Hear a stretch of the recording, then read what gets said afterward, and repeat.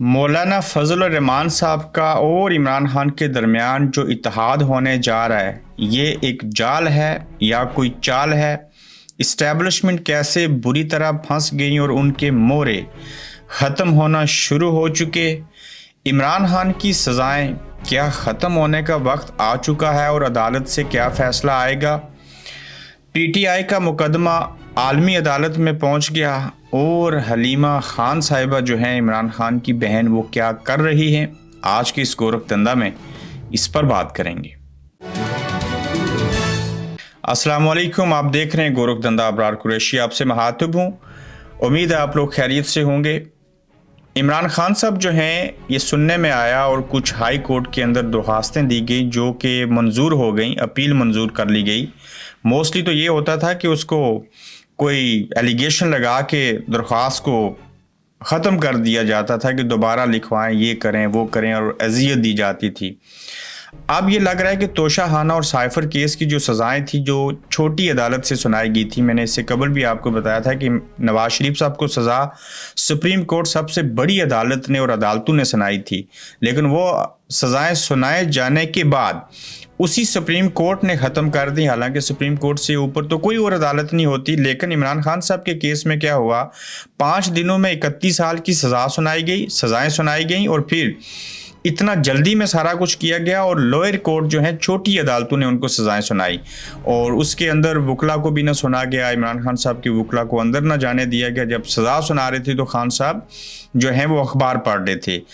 अब high court के अंदर जो है इमरान खान साहब की एप्लीकेशन लगी है। सुप्रीम कोर्ट तो बहुत बाद की बात है, तो खान साहब के पास मियां साहब के मुकाबले में बहुत सारे ऑप्शंस हैं। और इस सिलसिले में हुआ क्या, जो बात सामने आई है वो ये है, आज की ये भी बड़ी एक अहम खबर है कि इमरान खान साइफर और तोशा खाना केस से क्या बरी हो जाएंगे। और इस सिलसिले में इमरान खान ने तोशा खाना और साइफर केस में सज़ाओं की अपीलें इस्लामाबाद हाई कोर्ट में दायर कर दी हैं।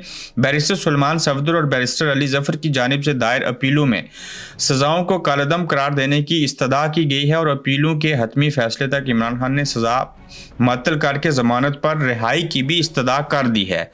तो अब अगर दरख्वास्त जो है उसमें इस्तदा की गई है और हाई कोर्ट इस केस को सुनेगी तो यकीनन 1-2 हफ्ते तो लग जाएंगे, फैसला भी इसके ऊपर आ जाएगा, या मैक्सिमम महीना लग जाएगा।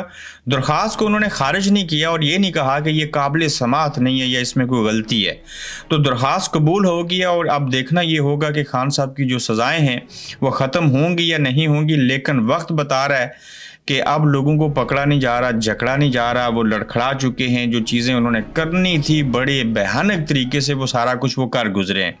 तो देखते हैं कि इसके ऊपर क्या होता है। खबरें बहुत सारी हैं इस एपिसोड में, लेकिन सबसे बड़ी खबर ये है जिसके ऊपर मैंने कल बात करनी थी, किसी वजह से ना कर सका, चूँकि मैं ऑब्ज़र्व कर रहा था कि ये मौलाना फजल रहमान साहब जो हैं ये कर क्या रहे हैं। इसके बड़े मुख्तलिफ एंगल हैं कि क्या मौलाना फजल रहमान साहब और इमरान खान जो हैं उनके दरमियान जो इलेक्शन को धांधली ज़दा करार दिया गया, इसको वजह बना के जो एक इत्तेहाद होगा एक दूसरे को। मौलाना साहब तो इनको यहूदियों का एजेंट कहते थे और खान साहब इनको मौलाना के बजाय डीजल कहा करते थे।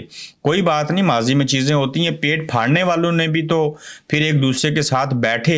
लेकिन ये एक चाल है या कोई जाल है? क्या ये इस्टेब्लिशमेंट की तरफ से मौलाना साहब को थपकी मिली है, जिसमें सैफुल्लाह नियाज़ी जो हैं और बिलखसूस असद कैसर जो हैं उनकी माँ के ऊपर चीज़ें हो रही हैं। मेरी बेशुमार लोगों से, और नाम नहीं बताना चाहूँगा, पीटीआई की सीनियर लीडरशिप जो है उनसे बातचीत करने के बाद मैं किसी नतीजे पे पहुँचा हूँ कि उसमें लोग ये सोच रहे हैं कि इमरान खान ने जितनी लेगेसी बनाई, जो चीज़ें की, आज अगर ये इनके साथ खड़े हो जाएंगे तो इमरान खान साहब जो हैं अपने मौक़िफ़ से पीछे हट जाएंगे।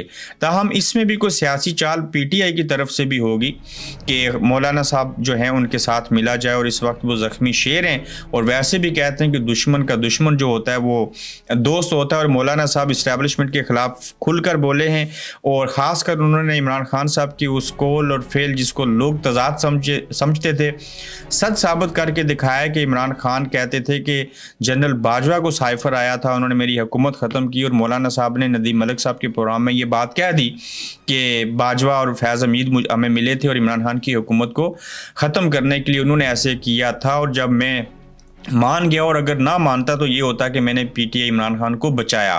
तो मौलाना साहब बोल रहे हैं, लेकिन देखना ये है कि ये एक जाल है या ये चाल है।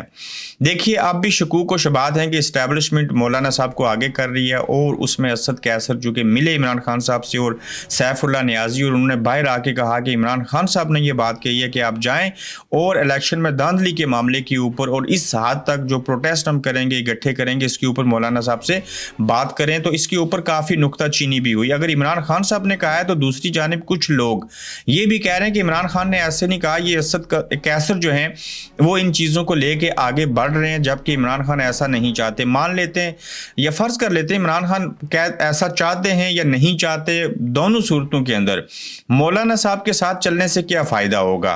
पहली तो बात है कि अगर धांधली मौलाना साहब के ख़िलाफ़ हुई है या उनकी जमात के साथ हुई है तो उसका फ़ायदा तो केपी में ख़ासकर पीटीआई को फ़ायदा हुआ है उसका।